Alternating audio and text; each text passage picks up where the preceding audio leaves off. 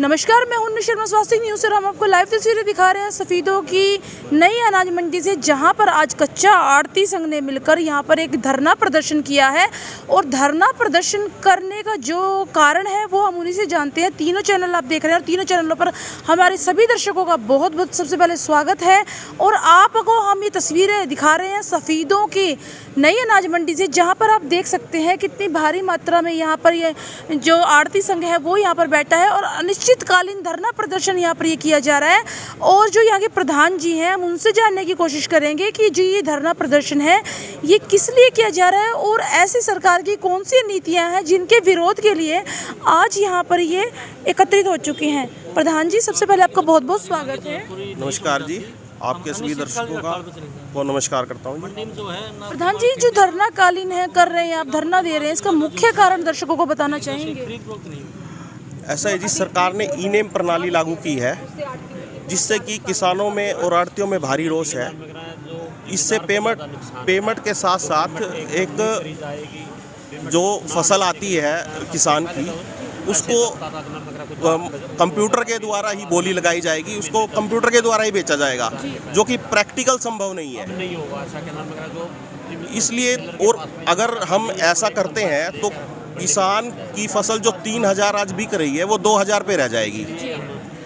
इसलिए किसान के को लेकर भी और अपने आड़ती पूरे स्टेट लेवल पे हड़ताल कर रहे हैं और उसी कड़ी में सफ़ीदों मंडी भी उसी कड़ी में आज हड़ताल पे बैठी है, जो कि अनिश्चितकालीन है। प्रधान जी, जैसे आपने बताया कि इसमें आड़ती भी खुश नहीं है और किसान भी खुश नहीं है, तो किसान खुश क्यों नहीं है, इसके बारे में कुछ जानकारी देना चाहेंगे आप?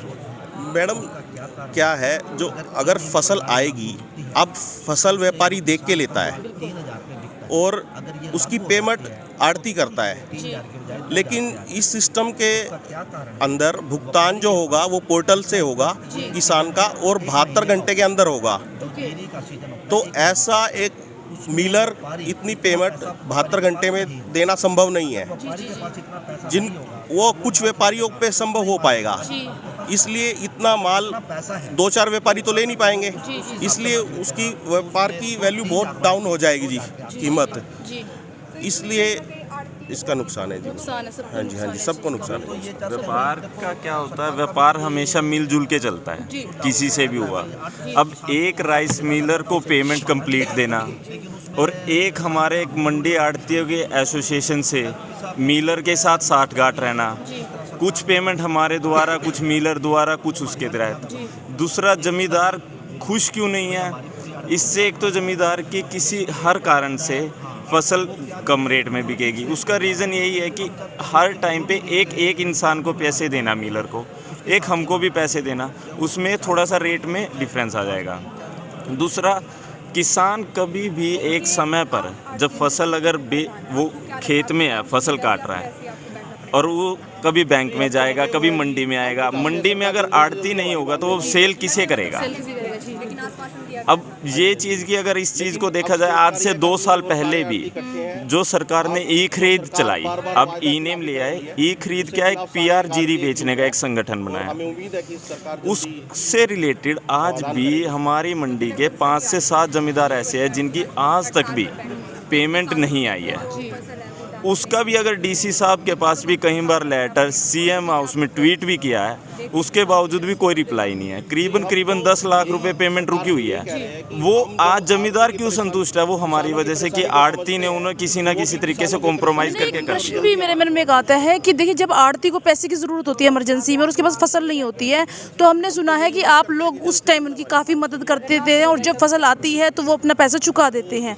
अगर ये आप कह रहे हैं जैसे ऑनलाइन हो जाएगा, तो वो किस प्रकार, जब उन्हें मेन ज़रूरत होगी या कोई इमरजेंसी आएगी, तो वो उस टाइम किस पे पैसा ले पाएंगे? जो ये सरकार की आपने जो सवाल दिया है, इस सवाल के कारण मैं बता रहा हूँ आपको कि जो पेमेंट है, अगर फार्मर इतना पढ़ा लिखा और वो सारी चीज़ हो जाए। अब सरकार ने जो ये ई खरीद का सिस्टम बना दिया, इसमें हमारा ये तो जानते हैं हमारा भारत देश 70% कृषि प्रधान देश है।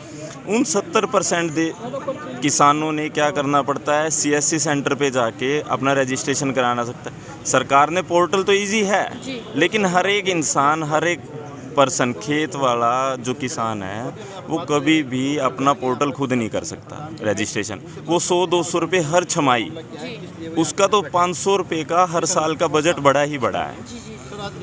तो उसी कारण से अब वही डेबिट कार्ड और क्रेडिट कार्ड, वो डेबिट कार्ड का अगर इतना इस्तेमाल करना अगर किसान को पता हो तो डायरेक्ट पेमेंट का फ़ायदा है।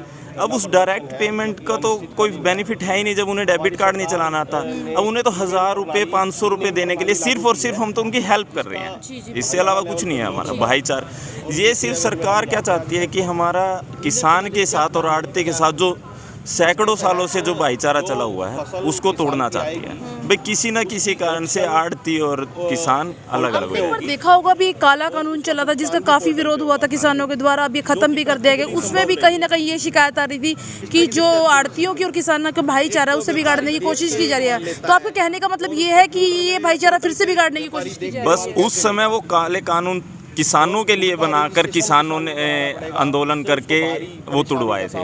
अब जब उन्होंने ये देखा कि किसान वगैरह जब काबू नहीं आ रहे हैं तो अब उन्होंने आड़तियों के द्वारा ये चीज़ करनी शुरू की है जी। इसी तहत जैसे किसानों ने आंदोलन करके वो चीज़ वापस दिया, इसी प्रकार से हम भी सरकार से यही मांगे कर रहे हैं कि हम ये जो ई नेम प्रणाली चलाई है इसको वापस ले। क्योंकि जो ई खरीद जब हमारी चलाई थी उस समय हमारे पास भी आंदोलन करा तो उन्होंने एक ये बोल दिया था कि आप की मन चाही हम आपको पोर्टल में एक सुविधा दे देंगे कि जमींदार जिसमें भी किसान चाहेगा कि भाई आड़ती के खाते में या किसान के खाते में जिसमें चाहेगा उसमें हम पेमेंट दे देंगे। लेकिन वो सिर्फ और सिर्फ सरकार ने 1 ही साल के लिए किया, जो कि बहुत ही गलत किया।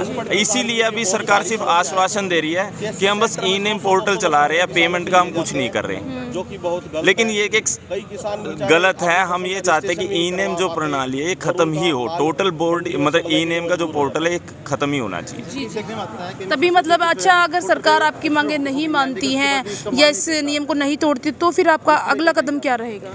ऐसा है मैम, ये स्टेट पूरा हमारा एक सफ़ीदो मंडी का नहीं है, पूरे हरियाणा लेवल की बात है। और इसके साथ साथ जो स्टेट लेवल से हमारे प्रधान जी अशोक गुप्ता जी, जैसा ऊपर से हमारे पास निर्देश आएंगे वैसा ही हमारा आगे कार्यकारिणी चलेगी। और जहाँ तक है अभी तक हमारे पास कोई टाइम बाउंड नहीं है कि कितने टाइम तक आपकी ये चलेगी। तो उसके बाद हमारा 21 पता नहीं 22 तारीख को अगर सीएम साहब अगर मिलने का या कुछ भी इसके ऊपर एग्री करते हैं ठीक है, नहीं तो 22 तारीख को करनाल में सीएम हाउस घेराव का भी हमारा अगला प्रोग्राम हो सकता है। तो ये बातचीत करते हैं सर से। सर, आप जिसे कानूनों का विरोध कर रहे हैं, अगर ये कानून सरकार नहीं बदलती, जैसा आपने देखा था जब किसान आंदोलन हुआ था उसमें कई साल लग गए थे और इसमें भी काफ़ी लंबा टाइम लग सकता है, आपको ऐसा लगता है कि अपने न्याय लेने के लिए? सबसे पहले तो मैं आपके चैनल के माध्यम से आप सभी को नमस्कार करता हूँ। बात रही है भाई कानून अगर वापस नहीं लेते हैं, हमारा मकसद है सरकार को बताना भाई ये इम्पॉसिबल है। जो ई नेम प्रणाली लागू की है ये ठीक नहीं है, किसान के लिए भी व्यापारी के लिए जो बात है। क्योंकि अगर ई नेम प्रणाली लागू होती है तो उसमें क्या है भाई, जो ये खरीदने वाला पैसा डायरेक्ट उसको खाते में जाएंगे किसान के, और व्यापारी के पास ये सीजन 1 महीने का होता है, 1 से 1.5 महीने का होता है। उसमें व्यापारी के पास इतना पैसा नहीं होता कि वो एकदम किसान को वो पैसा दे दे। तो उससे अगर एकदम किसान को पैसा नहीं दे पाएगा तो वो जो किसान की फसल है वो आज हमारी जिस तरह 4,000 रुपये बिकती है, तो अगर ई नेम प्रणाली स्टार्ट होती है तो तुरंत वो 2,500 या 3,000 रुपये आ जाएगी। मतलब इसमें खाली आड़तियों को नहीं है पितू, मतलब जो किसान है उनका भी बहुत ज़्यादा नुकसान है। हाँ जी, मैं वही तो कहना चाहता हूँ आपके चैनल के माध्यम से, जो अगर ई नेम प्रणाली स्टार्ट हो जाती है तो व्यापारी के पास इतना पैसा नहीं है कि वो 1 महीने में पूरा स्टॉक कर ले और वो पैसा भुगतान कर दे। तो वो क्या करते हैं, वो कुछ माल खरीद लेते हैं, वो चावल निकाल के व्यापारी को देते रहते हैं और व्यापारी किसान को दे देता है पैसे। अगर ई नेम प्रणाली लागू होती है तो उससे किसान को बहुत ज़्यादा नुकसान होगा।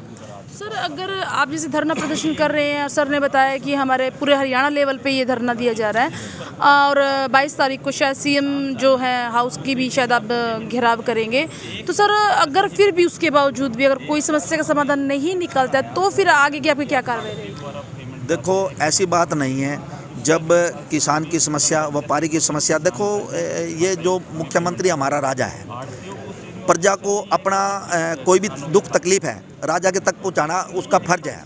जब हमारी कोई समस्या है तो राजा सुनेगा भी और उसका समाधान भी निकलेगा। ये नहीं होता कि भाई राजा नहीं सुने और उसका समाधान ना निकले। I mean you will completely trust अपने राजा पर, मतलब किंग पर पूरा विश्वास है? हाँ जी, हाँ जी, किंग पर पूरा विश्वास है। अगर वो हमारी आपके चैनल के माध्यम से अगर हमारी वहाँ बात पहुँचती है तो वो सुनी जाएगी, ऐसी बात नहीं। तो सर एक बात बताइए, जैसे अभी आपने कहा, हमें भी पता है, जैसे आड़तियों को जब कई बार बीच में ज़रूरत होती है पैसे की, मतलब किसानों को, तो वो आड़ती के पास आता है और आड़ती उसे देता भी है इमरजेंसी में पैसा। लेकिन सर जैसे अभी ऑनलाइन का कहा, इसमें एक प्रश्न और आता है कि अगर किसान अनपढ़ है या फिर उसका खाता नहीं है और वो इतनी लंबी पेमेंट नहीं संभाल पाया, तो सर उसकी जिम्मेवारी किसकी होगी? देखो वो ये जो प्रथा पहले चली आई है, सदियों से चली आई है, उससे किसान भी खुश हैं, व्यापारी भी खुश हैं। तो ये कुछ अब पता नहीं सरकार किस तरह क्या कानून बना रही है, ये ना तो किसान के समझ में आ रहा है और ना ही व्यापारी के समझ में आ रहा है। तो हम माननीय मुख्यमंत्री जी से आपके चैनल के माध्यम से प्रार्थना करना चाहते हैं कि वो हमारी बात सुने, किसानों की बात सुने और इसका समाधान निकालें। जी धन्यवाद हमारे साथ।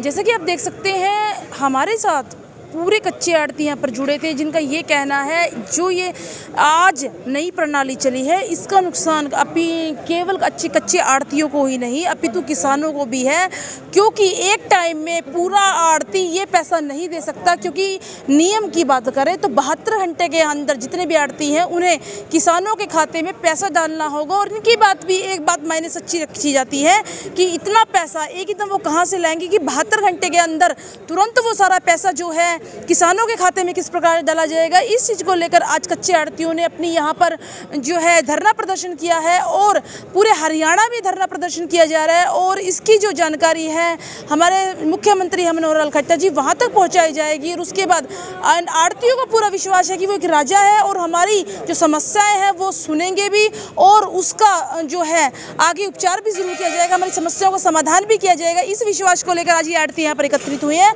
हमारा आपसे अनुरोध है वीडियो को ज़्यादा से ज़्यादा शेयर करें। उस चीज़ के लिए हम आपसे फिर से अनुरोध करेंगे वीडियो को ज़्यादा शेयर करें ताकि खबर जितनी भी आड़तियों की समस्या है ऊपर तक पहुंच सके। मैं अनु शर्मा, धन्यवाद।